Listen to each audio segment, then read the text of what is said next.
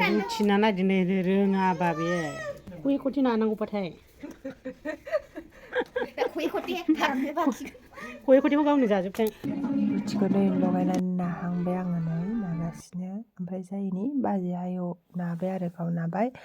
ओमफ्राय बियो ओरै नानानै गुवार गुवार खालामसिगोन आंहा एवग्रा जासिगोन आरो गुवार खालामबाय आरो नाबाय रुथिखौ ओमफ्राय आं साराय जानहरबाय नै एवहरलांसै आङो साराया दुंबाय नालाय बुगादों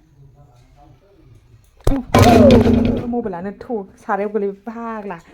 मबाइला हा सेस मोनलै दानथाय साराय गुदुङानो जाब्बाव मबाइला गोलैना होदों ओंख्रि मोनबा सेस जाबाय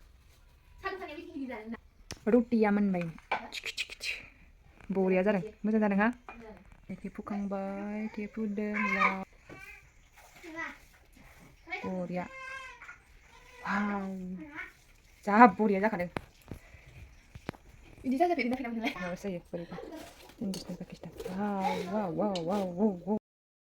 रुटिया मोनबाय नै जोंना